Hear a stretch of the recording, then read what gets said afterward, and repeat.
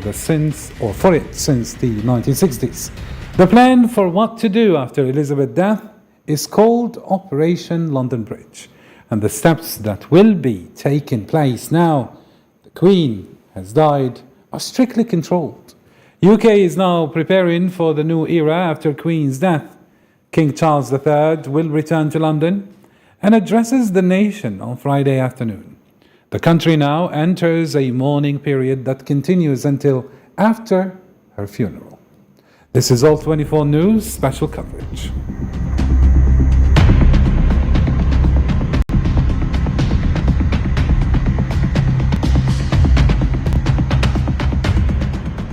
And before we bring in our guests, here is the latest. As Britain mourned the death of Queen Elizabeth II, her son, now King Charles III, has arrived back in London after flying from Balmoral ahead of a meeting with Prime Minister Liz Truss and his first national address as a monarch, as heartfelt tributes continued to pour in from across the globe following her death.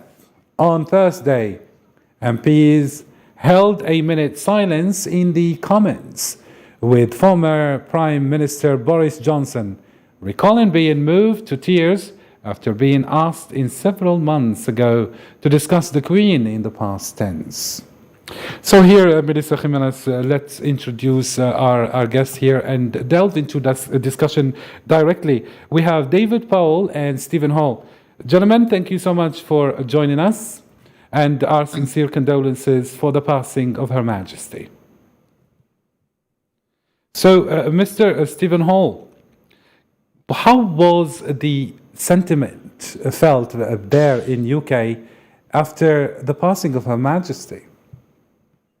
I think that Queen Elizabeth obviously has been on the phone since 1952 for the vast majority of Britain.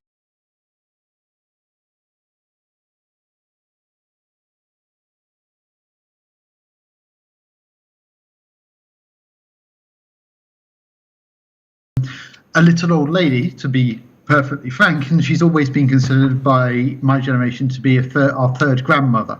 So I think that certainly is the case. It's a very sad day. Mm-hmm. And the latest was that the King has landed in London and is on his way to Buckingham Palace, or perhaps arrived right now.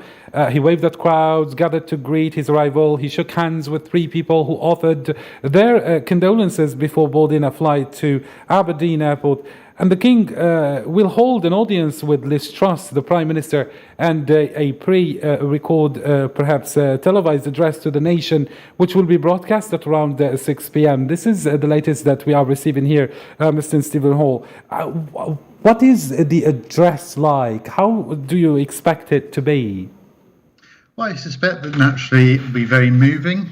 Charles will obviously talk about what his mother has meant to the country, what she achieved, the successes and such things as well, but also potentially how he would like to rule. We may see this as well. He's always talked about various reforms or ideas that he would like to implement, and that may be the case as well. But certainly the majority of the speech, I imagine, will be about Elizabeth and what she brought to the nation in terms of stability, in terms of longevity, and various other things as well. Maybe very nice indeed. Now, moving on to you, Mr. David Powell, perhaps Melissa Noor Khimilat would like to highlight some points. Yes, Melissa. I just wanted to have Mr. David Powell's opinion. I mean, the plan has been set out since 1960s. Could you tell us more about the protocol starting from now? What's going to happen, and what will the royal family look like? Well, as for the immediate steps to be taken, I mean, you referred to King Charles coming down to London, and he's going to address the nation at 6:30 tonight. And then tomorrow is the main event, which is where what we call, well, we're all finding out about this, quite honestly, as Brits, because we've never been through this before, but something called the Accession Council, which are made up of senior politicians who advise the monarch, will formally acknowledge him as king. That happens tomorrow. So that's the main step. Obviously, there are then developments from that. There's going to be a state funeral in about 10 days' time. They haven't actually fixed the date from that and of that yet. And then there's a period of national mourning that starts now and will continue for about a couple of weeks. So that's becoming a little more clear what that kind of mourning is going to entail. At the moment, sporting fixtures, football has been cancelled, although it's apparently going to start again tomorrow. So quite what this mourning period is going to look like, we're not quite sure. But the main thing is that the king has taken over and he's formally acknowledged as king tomorrow. But I think it's quite interesting, the pictures that you were broadcasting of the king as he arrived at Buckingham Palace, which will be his home from now on. The first thing he did was to shake hands with dozens of people in the crowd. I mean, I think that's quite an interesting first step. He is obviously showing that this is going to be an open monarchy. He didn't sweep into Buckingham Palace in a motorcade with blacked out windows and disappear from view. He obviously wanted to put himself out there as a kind of king of the people from the very beginning. I thought that was quite significant. Mr. David Powell, one might wonder, like King Charles III has really bigger shoes to fill. I mean, the Queen was a great example, something really iconic. Do you think that he could actually level up? That's a key question, and that's obviously on everybody's mind now. What happens after a reign of 70 years? This woman was on the throne for 70 years. I mean, as Stephen was saying, that's a lifetime for most of the people in this country. They've known nobody else as head of state. So these are, as you say, these are huge shoes to fill. The Queen took this nation, let's not forget, from a time when we ruled an empire to one where we're now a middling European power. So, I mean, immense political and social change she has overseen. What happens now? Well, I mean, it's a huge question. Charles, in a way, is cut from the same cloth, if you like. I mean, he was educated, brought up in a more traditional family setting than the next generation of royal princes. He excuse me. I think he's going to take on board the whole concept of a constitutional monarch, what that means, which is a strange combination, if you like, of pageantry and ceremonial, for which it's world famous, but also holding together a democracy of being not involved in politics, and rather than that, being above politics and personifying the nation and bringing the nation together. That's his task. I mean, we heard it from the British new Prime Minister yesterday, and you said it yourself. The Queen has been a symbol of stability since 1952, and that's longer than most people have lived for. Do you think that explains the outpouring of enormous sadness in Britain and all over the world? Yes, I think it does in large part. I mean, it's difficult to know about other countries where tributes are coming in, an extraordinary number of tributes from around the world to the Queen. She obviously meant a lot to many people around the world. But speaking of the mood here in the UK, I think it is one of sadness, one of shock, and one of uncertainty. I mean, the Prime Minister herself called the Queen a rock on which modern Britain was built. And I think that a lot of people do feel that. Something has gone on which we were standing, and we're not quite sure what the earth feels like now. All the kind of events of our lives, and indeed the last 70 years of events, she has been part of. And she travelled widely around the world, but she was daily involved in public events. She wasn't a monarch that was shut away behind the palace walls. Every day she was meeting people, opening hospitals, shopping centres, schools, events. She was there, a presence in everybody's lives. And to sum it up, I think there's a feeling of uncertainty. We're not really certain how the future will look. And it's obviously a very difficult time for Britain and other countries now, with the energy crisis, with this war in Europe. The future of our politics is uncertain. And it's having lost the Queen at this juncture does make people feel a little nervous. Very nice indeed. And Mr. Stephen Hall, during her six-nation tour of the Gulf states, the first ever by a female head of state, and during her first visit in 1979, Queen Elizabeth II was greeted by the UAE's founding father, Sheikh Zayed bin Sultan Al Nahyan, and hosted a grand reception on board of the royal yacht Britannia. Of course, this highlights the special relationship that perhaps the monarch enjoyed with the Middle East. But now, of course, the let's say UK had a great, let's say, a factor or role in shaping the Middle East. Do you think that the relationship perhaps will change now with the coming of King Charles III? I think that certainly Charles will still want to travel, and certainly the Middle East is an important region, and I think that Britain will want to play a key role in that. And as head of state, Charles will be one who meets the other heads of state in the Middle Eastern countries, both in London and in the region. And I think that definitely he will want to play an active role in promoting and Britain, but also supporting these countries across the region, as Queen Elizabeth has done, and as Queen Elizabeth did in the past in other regions as well. She's always believed in Britain's role as support and in terms of the Commonwealth as well. And I think that Charles will want to maintain that.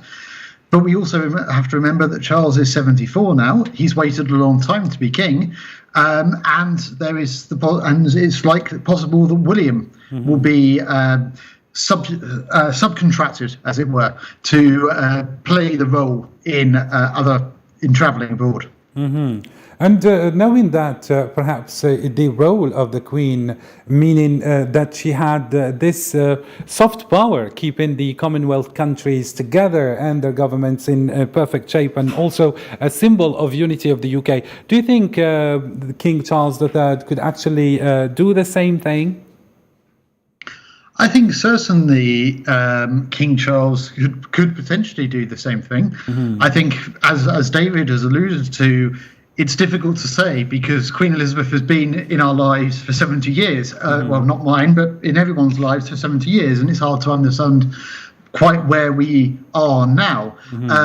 Charles perhaps doesn't have the same resonance as his mother. There were times in the past that Charles was unpopular because of his failed marriage with Princess Diana. But there could potentially be, so certainly there is that issue as well. But I think that the vast majority of British people, in regards to the Union, are still monarchists, and I can't imagine that Charles would be the reason why Scotland, Wales, Northern Ireland, England, whatever, would secede from the Union. That isn't necessarily the case for the Commonwealth. I think a lot of the Commonwealth nations have hinted at the fact that when Elizabeth passes away, they may reconsider their allegiance, as it were, to the Commonwealth and having a head of state in London. But that, of course, Stephen Hall, today, the pictures of the Queen filled the front pages of the daily papers, especially the British newspapers. What triggers me is the South African newspaper, The Citizen, which only indicates to her death as a header on the front page. I mean, despite the fact that this country is a Commonwealth country. How would you explain that? Well, I think that yes, South Africa is a Commonwealth country, but it also is a republic. It's part of the Commonwealth. But it doesn't have the Queen as the head of state. Whereas if you look at Australian, New Zealand, and Canadian newspapers today, it was very different because. Seems we're having. Oh, sorry. I apologise. Okay, something's gone wrong. Right. Okay. Yes. So I think that in terms of that process, I can understand that for South Africa, it is of less concern that the Queen passed away. But the fact that she was still on the front page, I think, is particularly important.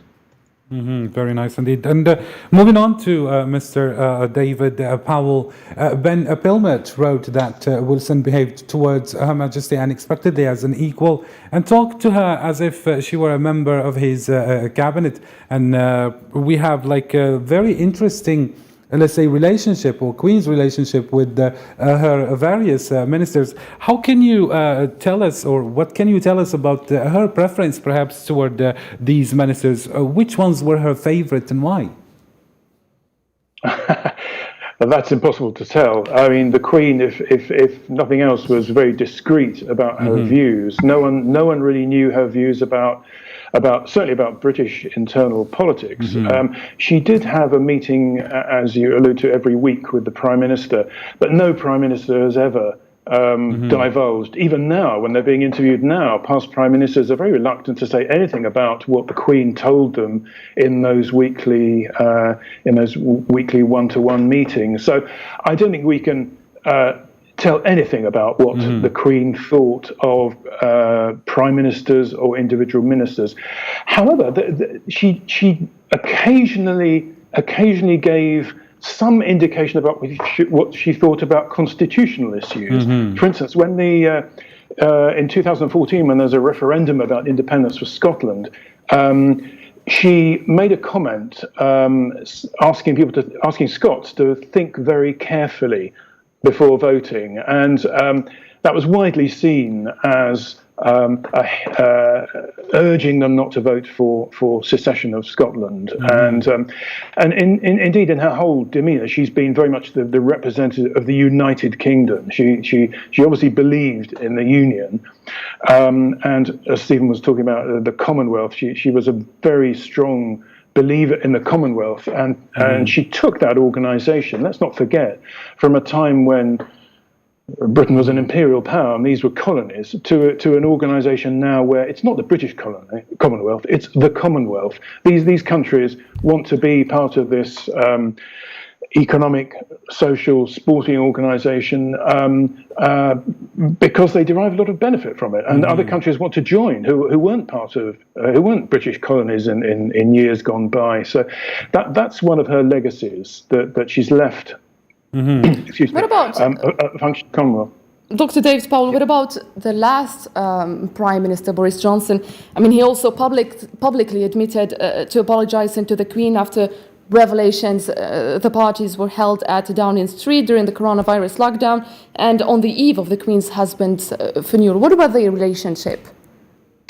Well, that was a personal thing. Boris Johnson got a lot of criticism for what we now know as the Partygate scandal, these parties that took place in Downing Street, and he apologised particularly to the Queen because one took place, or two, I think, took place on the eve of the funeral of the Queen's husband, the Duke of Edinburgh. So he felt obliged, I think, having got a lot of public criticism, to apologise individually to the Queen about that. But he made a very warm tribute to the Queen in Parliament today. There was a meeting of MPs in Parliament to enable them to pay tribute to the Queen, and he paid an extremely warm tribute, as did other MPs. So.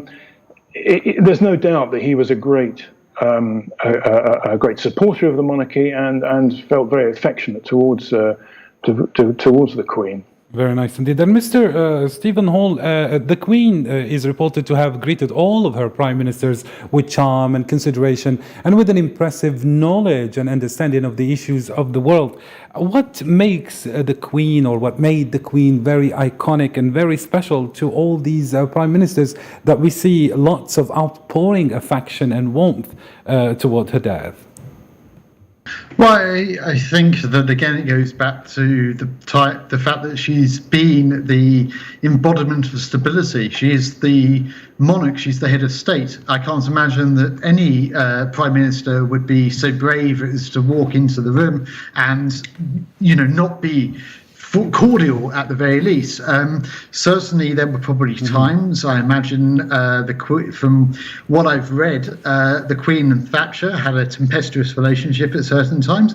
There are other prime ministers who may not have had the best relationship with the Queen, but all of them were cordial, and the Queen didn't, as far as I'm aware, certainly didn't choose political sides. She was always above the fray. She was very effective in terms of knowing and understanding her constitutional rights and what she could do and the powers that she had. And as head of state, naturally, there will always be that strong relationship between the Prime Minister and the Queen and the monarch, because they are ultimately, both of them, leading the country.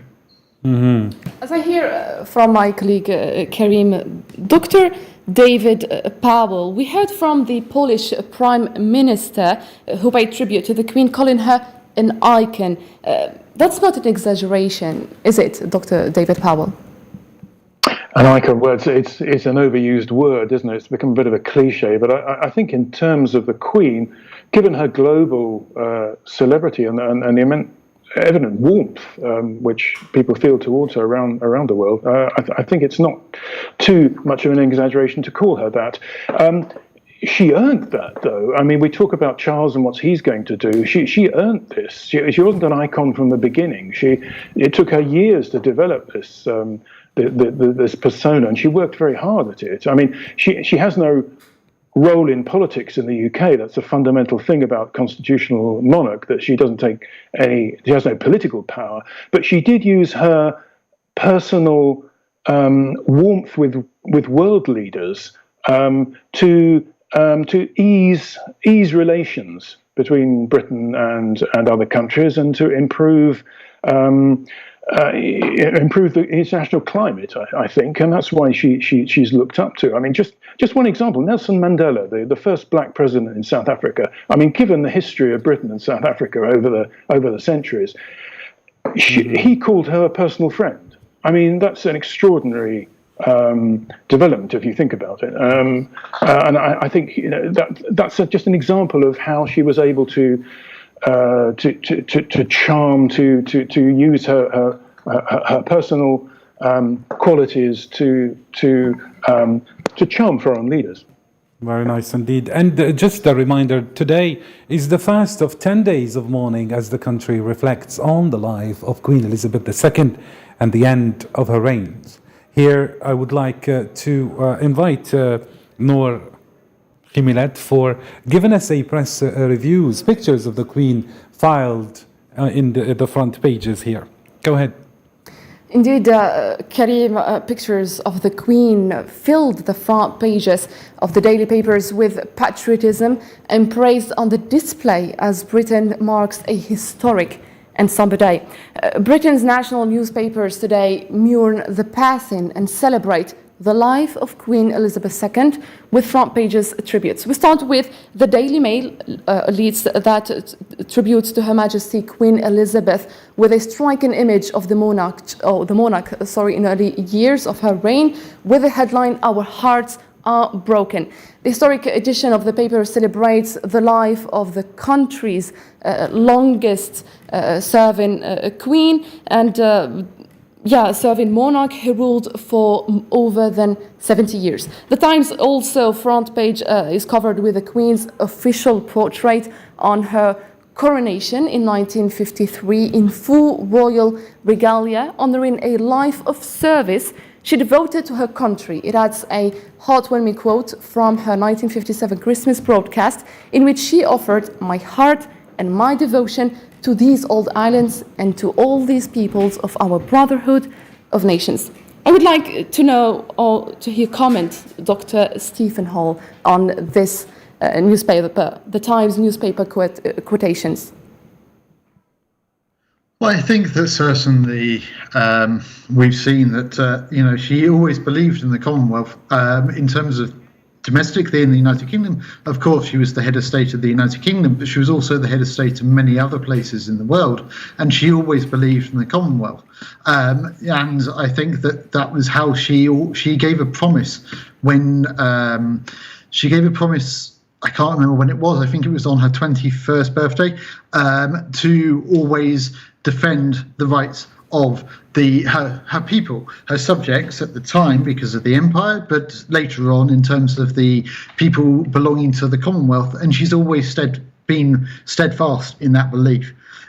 So yes, I think that this is one of the reasons why she is an icon to a great extent, again, to use that word, across the world. Thank you so much, Mr. Stephen Hall. Mr. David Powell, thank you so much for being with us and for sharing with us these devastating and sad moments of her passing, Her Majesty the Queen Elizabeth II. Ladies and gentlemen, and with here we come to a close. Perhaps we're going to continue this special coverage a little later, but now passing on to other programs. Thank you so much, and bye for now.